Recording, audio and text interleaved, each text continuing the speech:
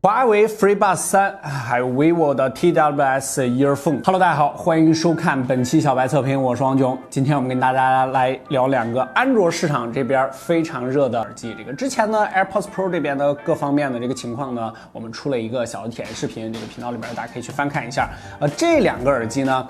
确实这个最近还是挺热的。不可完整体验小白测评，咱们一起来看看这两个小家伙。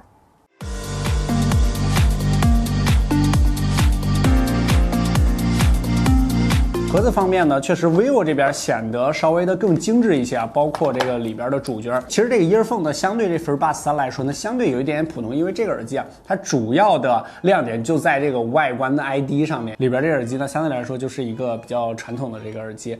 它整个这个造型呢，其实是和这个 AirPods 是非常像的，不管是第一代还是第二代。这个耳机它整个这个外观 ID 设计呢，确实是之前我们体验那么多的分体式的蓝牙耳机里边最好看的一个，非常小巧。虽然说呢，它是这个塑料的，但是啊，它用这种渐变颜色呢，这种深蓝色还有外部这个光泽感呢，营造出了一种玻璃的感觉。据说啊，它这个设计师呢是一个奢侈品牌香水瓶的一个设计师给它设计的。耳机柄呢相对来说是比较短的，这个佩戴起来呢也是一个比较传统的一个方式。OK， 这一期咱们主要聊的就是华为这边的 FreeBuds 3啊。其实这个呢之前线下很早就可以体验了，但是它迟迟都没有这个开卖。这个 vivo 的这个里面也有一个短的 Type C 的一个数据线，华为的这个里面也有一个，但是它这个很长一个 Type C 的一个充电线。然后华为这个呢是我们专门拿了一个 Mate 30 Pro 的这个5G 这个橙皮，它的俗称是叫橙皮，这个是我们专门购买的一台这个5G 的版本，它的数据已经测完了，可以到这个微信公众号里面查看一下它的数据。我一打开，它也有一个动画，但是它这个动画就没有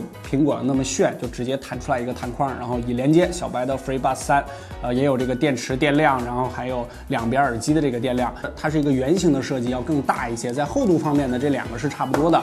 包括 vivo 这边呢，它确实要更小一些，因为它这个不带这个降噪这个功能。整个的这个耳机盒呢，确实还是非常精致的，它有这个黑色和白色两种选择。刚开始的时候，我找这个按键找了半天，它这按键非常不明显，在这个侧边有一个圆的按键。然后你按一下，然后就可以配对。vivo 的这个就比较传统，跟 AirPods 那一样，也是后背有一个按键。华为的这个 logo 这个设计呢，算是它的一个小亮点。它后边整个是一个金属片，然后把这个华为这个英文字母呢撕印在上面，看起来还是非常精致的。这种造型形式的这个耳机呢，这大家也都知道，它是苹果这边先做的，然后后来呢，大家就全部上了这种造型。华为的这个耳机为什么特殊？为什么比较受关注？就是它是一个半开放式的降噪耳机。因为之前从来没有过一个半开放式的降噪耳机，因为降噪耳机大部分全部都是入耳式的，因为这样可以营造一个更好的效果。它会有一个小的一个提示音。华为的 FreeBuds 3呢，在功能方面呢，其实还是非常丰富的。大家可以看一下这个界面啊，就是它可以这个单独进行这个媒体音频，就是它只放歌，然后接听电话的时候不传到这个耳机里边，然后你可以把它全部都打开。另外呢，它所有的操作都是通过这个双击上面这个耳机柄的顶端来实现的，而且这个功能呢，你都可以进行选，比如说这个切歌啊，或者说这个暂停播放啊，这个最主要的就是降噪方面了。你可以设置成右耳或者是左耳双击两下，然后降噪开。好，现在是降噪开，确实这个效果还是非常非常明显的。这个我们这个窗外呢，其实是有一条这个高架桥，它是有一些噪音的，但是我现在一开的话，这高架桥的噪音基本上全部屏蔽掉了，这个全部都听不到了。这个降噪呢，还是像之前这些视频一样，我们没找到一个非常好的一个演示方式，我主观的跟大家来描述一下啊，它的这个降噪的效果呢。如果要是比如说只有这种车流声这种低音，相对来说这声音是比较低的话，这个降噪效果还是非常明显的。体感的主动降噪没法演示，但是我们可以给大家演示一下他们的通话降噪能力到底怎么样。这里是小白测评的通话降噪测试，我正在使用的耳机是华为的 FreeBuds 3。这里是小白测评的通话降噪测试，我正在使用的是 vivo 的 TWS。这里是小白测评的通话降噪测试，我正在使用的是苹果的 AirPods Pro。如果要是说一个比较复杂的环境，比如说这个商场里面啊，或者说这个地铁上啊，这个咕咚咕咚的声音，然后别人说话的这个声音比较多的话，它这个降噪效果呢，相对来说要差那么一点，因为它毕竟是半开放式的，就声音呢可以通过你这个旁边呢就是传进去，而像 AirPods Pro 这种入耳式的，它是完全把你的耳朵给堵住了，相当于它这个降噪效果呢就要更好一些。我这么来描述一下吧，它基本上是 AirPods Pro 50%到60%的这个降噪能力，这样大家可能就有一个概念了。AirPods Pro 呢，这种入耳式降噪耳机呢，我们之前体验过，它是非常好的。肯定有很多不理解的小伙伴说，它也是1000多块钱，怎么就只能实现50%、60%呢？还是这个半入耳式这个情况。特别说一个点啊，就是降噪耳机呢，长期戴或者戴过的人应该都知道，你能听到一些那种嘶嘶的。非常低、非常小的那种电流声，但是这 FreeBuds 3呢，反正在我们上手的这个版本里边，它是稍微有一些大，应该是我最近听到这几个降噪耳机里面最大的一个，但是也不是太影响啊，这个就很玄学，没法说。后面还是比较期待华为这个系列做出来这个作品的，因为这个是半开放式的主动降噪耳机，后期如果要是它把半开放式的主动降噪耳机做到跟入耳式的一样，那就牛了。然后半入耳式呢，它就是非常舒服，因为很多人呢他是戴不了入耳式的耳机的，这个相信弹幕里边应该有啊，就是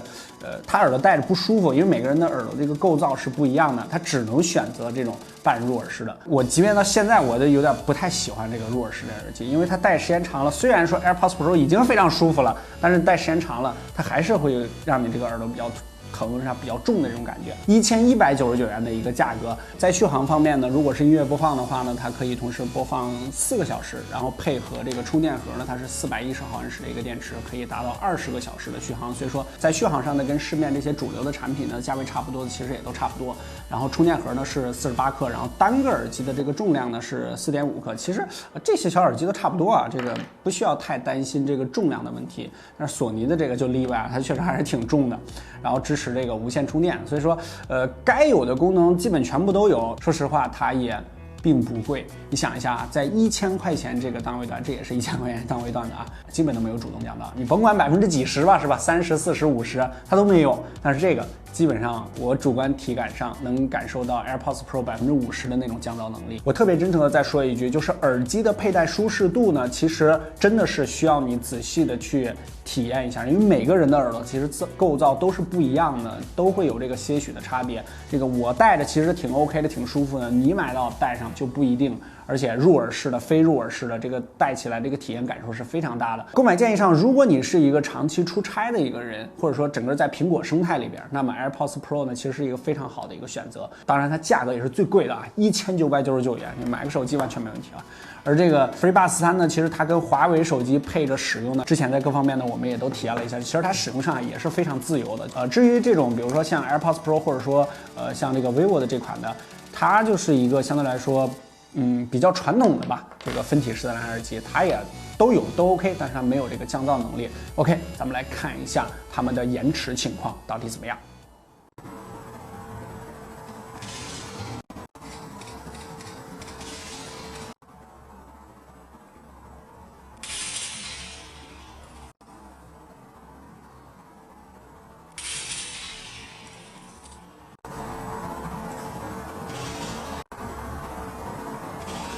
视频的最后，我再分享一个我个人的小经验啊，还是挺重要的，我觉得就是这个耳机棉。其实这个耳机棉呢，在我们很早建立频道之初的时候，有一期运动蓝牙耳机那一期，我们就提到过这个小东西。不管是半开放式的还是开放式的，最普通的那种原包式的那种耳机，你都可以加上一个耳机棉来使用。那如果你长期运动的话呢，你带一个耳机棉的话，这个耳机棉有一定的这个吸汗作用，而起到更好的这种封闭性，而且完全不影响这个佩戴的这个舒适感。还有人就是它这个外耳廓呢是比较大的，这个一动它就会晃，然后这种耳机棉呢也是可以解决，而且这种耳机棉非常便宜，这个9块9吧，就是包邮某宝上你可以买一大包。这个安卓圈比较热的2个耳机，更多精彩关注我们的 B 站小白视频、新浪微博小白视频，还有我们的微信公众号小白视频。最重要的就是我们的微信公众号，每天晚上我们在那和你也聊科技，聊聊最新发布的产品、最新发布的手机。不过完整体验小白视频，我们下期视频再见，拜拜。